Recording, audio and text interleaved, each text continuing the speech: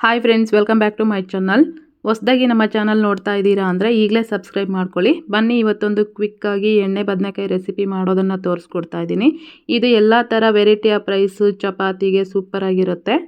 ಅಷ್ಟೇ ಸುಲಭವಾಗಿ ಕೂಡ ಮಾಡ್ಕೋಬೋದು. ಖಂಡಿತ ನೀವು ಈ ರೆಸಿಪಿನ ಒಂದ್ಸಲ ಟ್ರೈ ಮಾಡಿದರೆ ಮತ್ತೆ ಮತ್ತೆ ಮಾಡ್ತಾನೆ ಇರ್ತೀರಾ, ಯಾಕೆಂದರೆ ಅಷ್ಟು ರುಚಿಯಾಗಿರುತ್ತೆ. ಅಷ್ಟೇ ಈಸಿಯಾಗಿ ಕೂಡ ಮಾಡ್ಕೋಬೋದು. ಸೊ ಹಾಗಾದರೆ ಇದನ್ನು ಹೇಗೆ ಮಾಡೋದಂತಂದೇಳಿ ಒಂದ್ಸಲ ಚೆಕ್ ಮಾಡೋಣ. ಮೊದಲೇದಾಗಿ ನಾನಿಲ್ಲಿ ಎಣ್ಣೆ ಬದನೆಕಾಯಿ ಮಾಡೋದಕ್ಕೆ ಒಂದು 1/4 kg ಮೈಸೂರು ಬದನೆಕಾಯಿನ ತೊಗೊಂಡಿದ್ದೀನಿ. ಒಂದು ಬೌಲಲ್ಲಿ ಒಂದು ಅರ್ಧ ಲೀಟರ್ ಆಗುವಷ್ಟು ನೀರು ಹಾಕ್ಬಿಟ್ಟು ಅದಕ್ಕೆ ಒಂದು ಚಮಚ ಉಪ್ಪು ಹಾಕಿ ಈ ಬದನೆಕಾಯಿ ಎಲ್ಲ ಈ ರೀತಿ ಕಟ್ ಮಾಡಿ ಅದರಲ್ಲಿ ಹಾಕ್ತಾ ಇದ್ದೀನಿ. ಈ ರೀತಿ ಉಪ್ಪು ನೀರಲ್ಲಿ ಕಟ್ ಮಾಡಿ ಹಾಕೋದ್ರಿಂದ ಬದನೆಕಾಯಿ ಕಲರ್ ಇರುತ್ತಲ್ವ, ಅದು ಹಾಗೇ ಇರುತ್ತೆ. ಈಗ ಒಂದು ಮಿಕ್ಸಿ ಜಾರಿಗೆ ಒಂದು ಈರುಳ್ಳಿ ಹಾಗೇನೆ 1-2 ಟೊಮೆಟೊನ ಹಾಕಿಬಿಟ್ಟು ಇದನ್ನು ಸಣ್ಣದಾಗಿ ರುಬ್ಕೋತಾ ಇದ್ದೀನಿ. ಇದಕ್ಕೆ ಜಾಸ್ತಿ ಮಸಾಲೆ ಹಾಕೋ ಅವಶ್ಯಕತೆ ಏನೂ ಇರೋದಿಲ್ಲ, ಇಷ್ಟು ರುಬ್ಕೊಂಡ್ರೆ ಸಾಕಾಗುತ್ತೆ. ಈಗ ಒಂದು ಕಡಾಯಿಗೆ ಒಂದು 4 ಚಮಚ ಎಣ್ಣೆ ಹಾಕಿ ಅದು ಸ್ವಲ್ಪ ಬಿಸಿ ಆದಮೇಲೆ ಸ್ವಲ್ಪ ಸಾಸಿವೆ ಮತ್ತು ಜೀರಿಗೆನ ಹಾಕಿಬಿಟ್ಟು ಅದು ಸಿಡಿದ ಮೇಲೆ 1-2 ಒಣಮೆಣಸಿನ್ಕಾಯಿನ ಹಾಕಿದ್ದೀನಿ. ಅದು ಸ್ವಲ್ಪ ಫ್ರೈ ಆದಮೇಲೆ ಒಂದು ಈರುಳ್ಳಿನ ಈ ರೀತಿ ಕಟ್ ಮಾಡಿ ಫ್ರೈ ಮಾಡ್ಕೊಳ್ತಾ ಇದ್ದೀನಿ. ಇದನ್ನು ನಾವು ಆದಷ್ಟು ಸ್ವಲ್ಪ ಟ್ರಾನ್ಸ್ಪರೆಂಟ್ ಆಗೋವರೆಗೂ ಫ್ರೈ ಮಾಡ್ಕೋಬೇಕು, ಹಂಗಾದ್ರೆ ಚೆನ್ನಾಗಾಗುತ್ತೆ. ಈಗ ರುಚಿಗೆ ತಕ್ಕಷ್ಟು ಉಪ್ಪನ್ನು ಹಾಕಿಬಿಟ್ಟು ಈರುಳ್ಳಿ ಸ್ವಲ್ಪ ಫ್ರೈ ಆದಮೇಲೆ 1 ಚಮಚ ನಾನಿಲ್ಲಿ ಶುಂಠಿ ಮತ್ತು ಬೆಳ್ಳುಳ್ಳಿ ಪೇಸ್ಟನ್ನು ಹಾಕ್ಕೊಟ್ಟಿದ್ದೀನಿ. ಇದರಲ್ಲಿರ್ತಕ್ಕಂಥ ಹಸಿ ಸ್ಮೆಲ್ಲೆಲ್ಲ ಹೋಗೋವರೆಗೂ 1-2 ನಿಮಿಷ ಇದನ್ನು ಫ್ರೈ ಮಾಡಿಕೊಂಡ್ರೆ ಸಾಕಾಗುತ್ತೆ ಎಣ್ಣೆ ಒಳಗೆ. ಈರುಳ್ಳಿ ಎಲ್ಲ ಚೆನ್ನಾಗಿ ಫ್ರೈ ಆಗಿದೆ. ಇವಾಗ ಇದಕ್ಕೆ ನಾನು ಬದನೆಕಾಯಿ ಕಟ್ ಮಾಡಿ ಇಟ್ಕೊಂಡಿದ್ನಲ್ವ, ಅದನ್ನು ಹಾಕ್ತಾ ಇದ್ದೀನಿ. ನೀವು ಈ ಬದನೆಕಾಯಿ ಎಣ್ಗಾಯಿ ಮಾಡೋದಕ್ಕೆ ಯಾವ ಬದನೆಕಾಯಿ ಬೇಕಾದರೂ ತೊಗೋಬೋದು, ತುಂಬಾ ಚೆನ್ನಾಗಾಗುತ್ತೆ. ಮೈಸೂರು ಬದನೆಕಾಯಿಯಲ್ಲಿ ವಾಂಗಿಬಾತ್ ಮಾಡೋದಷ್ಟೇ ಅಲ್ಲದೆ ಈ ಥರ ಎಣ್ಗಾಯಿ ಮಾಡ್ಕೊಂಡು ತಿಂದ್ರೂ ತುಂಬಾ ರುಚಿಯಾಗಿರುತ್ತೆ.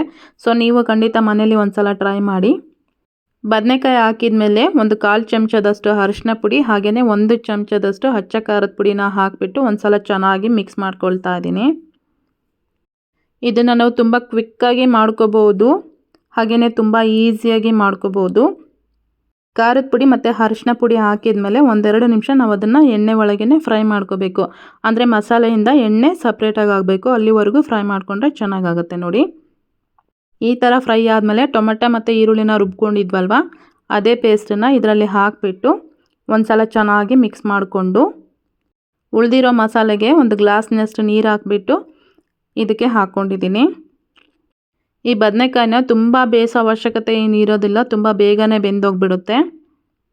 ಇವಾಗ ಇದಕ್ಕೆ 1 ಚಮಚದಷ್ಟು ಧನಿಯಾ ಪುಡಿ ಹಾಗೆಯೇ ಒಂದು 1/4 ಚಮಚದಷ್ಟು ಗರಂ ಮಸಾಲಾನ ಹಾಕ್ಕೊಂಡಿದ್ದೀನಿ. ನೀವು ಬೇಕು ಅಂತಂದರೆ ಇದಕ್ಕೆ ಸಾಂಬಾರು ಪುಡಿನೂ ಸಮೇತ ಹಾಕ್ಕೋಬೋದು, ಅದು ಚೆನ್ನಾಗಾಗತ್ತೆ. ಮಸಾಲೆ ಈ ರೀತಿ ಸ್ವಲ್ಪ ಕುದಿ ಬಂದಮೇಲೆ ಇವಾಗ ಇದಕ್ಕೇ ಸ್ವಲ್ಪ ಹುಣಸೆ ಹಣ್ಣಿನ ರಸನೂ ಸಮೇತ ಹಾಕ್ಕೊಂಡಿದ್ದೀನಿ. ಇದನ್ನು ನಾವು ಚಪಾತಿ, ಪರೋಟ, ರೈಸು ಯಾವುದ್ರ ಜೊತೆ ಬೇಕಾದರೂ ತಿನ್ಬೋದು, ತುಂಬಾ ಚೆನ್ನಾಗಿರುತ್ತೆ. ಒಂದು 20 ನಿಮಿಷದಲ್ಲಿ ನಾವು ಈ ಬದನೆಕಾಯಿ ಎಣ್ಗಾಯಿನ ಈಸಿಯಾಗಿ ಮಾಡ್ಕೋಬೋದು.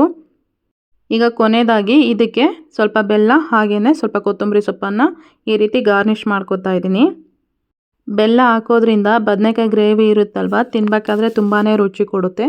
ನಿಮಗೆ ಬೇಕು ಅಂತಂದರೆ ಇದನ್ನು ಹಾಕ್ಕೋಬೋದು, ಇಲ್ಲ ಅಂತಂದರೆ ಇದನ್ನು ಸ್ಕಿಪ್ ಮಾಡ್ಕೋಬೋದು. ಒಂದು ಸಲ ಚೆನ್ನಾಗಿ ಮಿಕ್ಸ್ ಮಾಡ್ಕೊಂಬಿಟ್ಟು ಮುಚ್ಚಳ ಮುಚ್ಚಿ ಒಂದು 5 ನಿಮಿಷ ನಾನು ಇದನ್ನು ಬೇಯೋದಕ್ಕೆ ಬಿಡ್ತಾ ಇದ್ದೀನಿ. 5 ನಿಮಿಷ ಆದಮೇಲೆ ಮುಚ್ಚಳ ಓಪನ್ ಮಾಡಿದರೆ ನೋಡಿ ಬದನೆಕಾಯಿ ಎಲ್ಲ ಎಷ್ಟು ಸಾಫ್ಟಾಗಿ ಬೆಂದಿದೆ. ನಮಗೆ ಪಲ್ಯಗಳು ಮಾಡೋದಕ್ಕೆ ಟೈಮ್ ಇಲ್ಲ ಅಂತ ಅಂದ್ಕೊಂಡಾಗ ಕ್ವಿಕ್ಕಾಗಿ ನಾವು ಈ ರೆಸಿಪಿನ ರೆಡಿ ಮಾಡ್ಕೋಬೋದು.